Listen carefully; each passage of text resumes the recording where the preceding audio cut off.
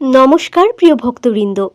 শ্রাবণ মাস শুরু হলেই কেন হাজার হাজার মানুষ প্রতি সোমবার উপবাস করেন?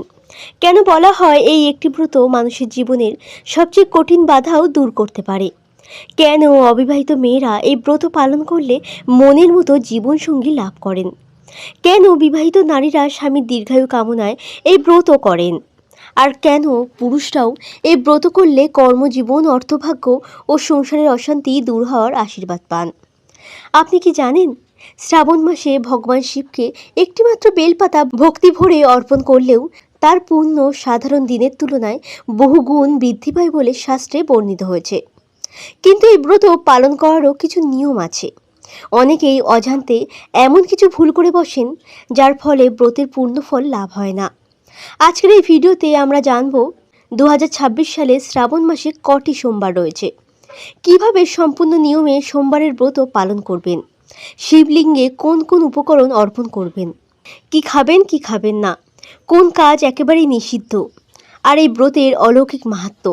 তাই ভিডিওটি শেষ পর্যন্ত অবশ্যই দেখবেন, কারণ শেষের দিকে আমি এমন একটি অত্যন্ত সহজ শিবমন্ত্র বলবো যা সোমবার জপ করলে মন শান্ত হয় এবং মহাদেবের কৃপা লাভের কথা শাস্ত্রে উল্লেখ আছে। চলুন শুরু করা যাক। শ্রাবণ মাস কেন শিবের সবচেয়ে প্রিয়? হিন্দু ধর্মে 12টি মাসের মধ্যে শ্রাবণ মাসকে মহাদেবের সবচেয়ে প্রিয় মাস বলা হয়। পুরাণ অনুযায়ী সমুদ্র মন্থনের সময় যখন ভয়ঙ্কর হলাহল বিষ বেরিয়ে আসে, তখন সমগ্র সৃষ্টি ধ্বংসের মুখে পড়ে। দেবতা ও অসুর কেউই সেই বিষ ধারণ করতে পারেননি। তখন মহাদেব সমস্ত প্রাণীর কল্যাণের জন্য সেই বিষ পান করেন। বিষের প্রভাবে তার কণ্ঠ নীল হয়ে যায়, তাই তিনি নীলকণ্ঠ নামে পরিচিত হন। দেবতারা তার শরীরে জ্বালা কমানোর জন্য নিরন্তর জল ঢালতে থাকেন। এই কারণে শ্রাবণ মাসে শিবলিঙ্গে জল, গঙ্গা জল ও দুধ অর্পণের বিশেষ মাহাত্ম্য বর্ণিত হয়েছে। 2026 সালে শ্রাবণ মাসে কটি সোমবার? 2026 সালে শ্রাবণ মাসে মোট 5টি সোমবার রয়েছে। প্রথম সোমবার 20 জুলাই অর্থাৎ 3রা শ্রাবণ। দ্বিতীয় সোমবার 27 জুলাই অর্থাৎ 10ই শ্রাবণ। তৃতীয় সোমবার 3রা আগস্ট অর্থাৎ 17ই শ্রাবণ। চতুর্থ সোমবার 10ই আগস্ট অর্থাৎ 24শে শ্রাবণ। পঞ্চম সোমবার 17ই আগস্ট অর্থাৎ 31শে শ্রাবণ। এই 5টি সোমবারই শিব পূজার জন্য অত্যন্ত শুভ বলে মানা হয়। যারা এই 5টি সোমবারই ব্রত পালন করবেন তারা বিশেষ পুণ্য লাভ করেন বলে বিশ্বাস করা হয়। পূজার সঠিক সময় প্রদোষকাল, অর্থাৎ সূর্যাস্তের 1 ঘন্টা আগে থেকে 1 ঘন্টা পরে পর্যন্ত। এই সময় সম্ভব না হলে সকালেও করা যায়, তবে বেলা 12টার আগে। এই দিনে অন্যান্য শস্যের সাথে সাথে পঞ্চামৃত দিয়েও ভগবান শিবকে স্নান করানো হয়। শুধুমাত্র এই শ্রাবণ মাসেই নয়, বছরের প্রত্যেকটা দিনই পঞ্চামৃত দিয়ে শিবকে স্নান করালে ভগবান শিব অত্যন্ত সন্তুষ্ট হন। পঞ্চামৃতের মধ্যে রয়েছে কাঁচা দুধ, টক দই, ঘি, মধু, শর্করা অর্থাৎ চিনি এবং গঙ্গাজল। কাঁচা দুধ অর্পণ করলে সাংসারিক ও কর্মক্ষেত্রের অশান্তি থেকে মুক্তি হয় ও দীর্ঘায়ু হয়।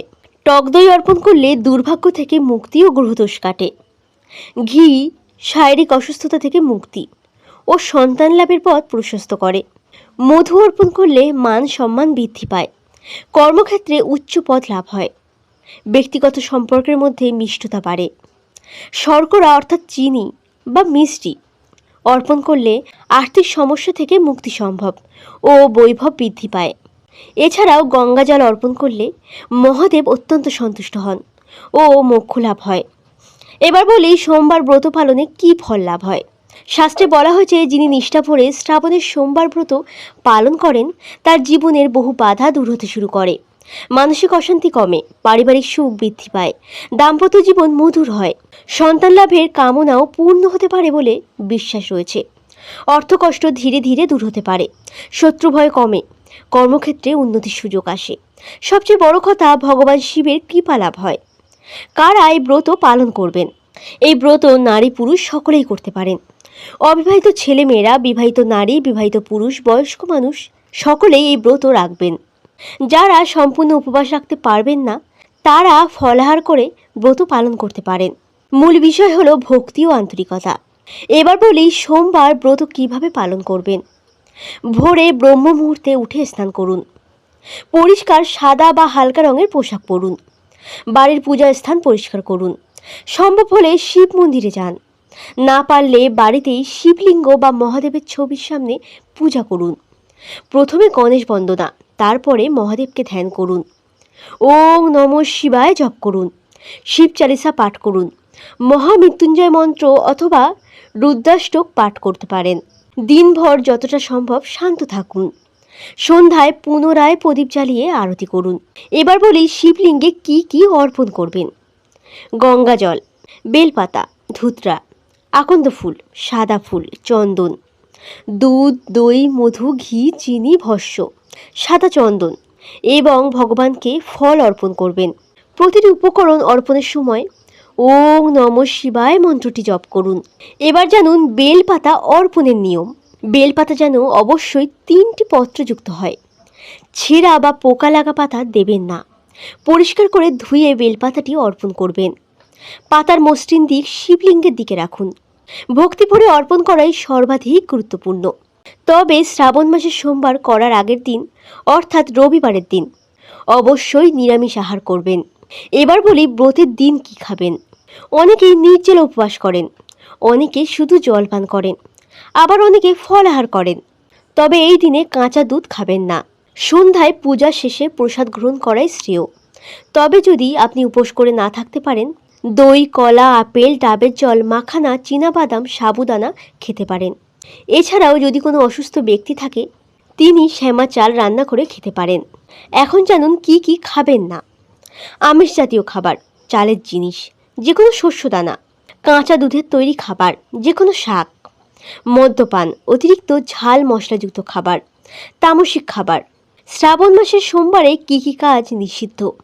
মিথ্যা বলা, কারো অপমান করা, অকারণে রাগ করা, ঝগড়া করা, নেশা করা, অন্যের ক্ষতি করা, অশুদ্ধ ভাষা ব্যবহার, অহংকার করা, পিতামাতার অসম্মান, গরু, প্রাণী বা অসহায় মানুষের প্রতি নিষ্ঠুর আচরণ। এবার বলি এই ব্রতের মাহাত্ম্য কথা। পুরাণে বহু স্থানে বর্ণিত হয়েছে যে শিবভক্তি মানুষের অন্তরের অন্ধকার দূর করে। শ্রাবণের সোমবারে সামান্য ভক্তিও মহাদেব সাদরে গ্রহণ করেন। তিনি আশুতোষ অর্থাৎ অতি অল্প ভক্তিতেই সন্তুষ্ট হন। তাই এই দিনে বড় আয়োজনের চেয়ে নিষ্ঠা, সততা ও ভক্তি বেশি গুরুত্বপূর্ণ। কোন মন্ত্র জপ করবেন। অবশ্যই ওং নমঃ শিবায় মন্ত্রটি জপ করবেন। এই পঞ্চাক্ষর মন্ত্রটি 108 বার জপ করতে পারেন অথবা মহামৃত্যুঞ্জয় মন্ত্রটি জপ করতে পারেন। সম্ভব হলে দরিদ্র মানুষকে অন্নদান করুন। এই দিনে গরুকে সবুজ ঘাস খাওয়ান, গাছ লাগান, জলদান করুন, শিব মন্দিরে প্রদীপ জ্বালান। যে কোনো সৎকর্ম মহাদেবের পূজারই অংশ।